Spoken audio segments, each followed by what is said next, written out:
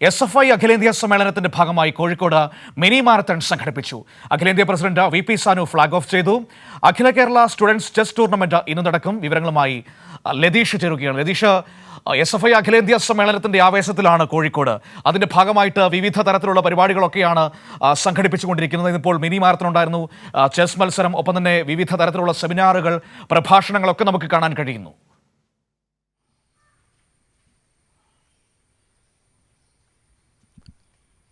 Manu, SFI അഖിലേന്ത്യാ സമ്മേളനം 18ാം അഖിലേന്ത്യാ സമ്മേളനത്തെ വരവേൽക്കാനുള്ള തയ്യാറെടുപ്പിലാണ് കോഴിക്കോട് നഗരം. ഈ മാസം 27 മുതൽ 30 വരെയാണ് സമ്മേളനം കോഴിക്കോട് ചേരുന്നത്. എന്തായാലും മനു സൂചിപ്പിച്ച പോലെ തന്നെ വിവിധങ്ങളായ പരിപാടികൾ, അനുബന്ധ പരിപാടികൾ നടന്നു വരുന്നു. സെമിനാറുകൾ, വിദ്യാഭ്യാസ സംഗമം, അതേപോലെ തന്നെ നാടകോത്സവം തുടങ്ങി വിവിധങ്ങളായ പരിപാടികൾ ഇതുമായി ബന്ധപ്പെട്ട് നടക്കുന്നുണ്ട്. ഇന്ന് രാവിലെയാണ് കോഴിക്കോട് ബീച്ച് റോഡിൽ മിനി മാരത്തൺ സംഘടിപ്പിച്ചത്. 5 കിലോമീറ്റർ ദൂരത്തിലായിരുന്നു മിനി മാരത്തൺ. SFI അഖിലേന്ത്യാ president VP Sanu flag off ചെയ്തു.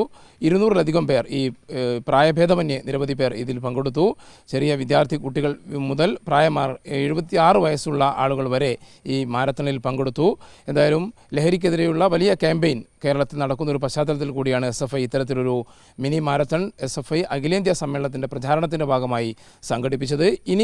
ഇന്ന് കോഴിക്കോട് അഖില കേരള ചെസ് ടൂർണമെൻറ്റ് സംഘടിപ്പിക്കുന്നുണ്ട്. വിവിധ വയസ്സ് അടിസ്ഥാനമാക്കി അണ്ടർ 10, അണ്ടർ 15, അതേപോലെ തന്നെ എബവ് 15 എന്നീ നിലയിൽ 3 കാറ്റഗറികളിലായാണ് ചെസ് ടൂർണമെൻറ്റ് നടക്കുക.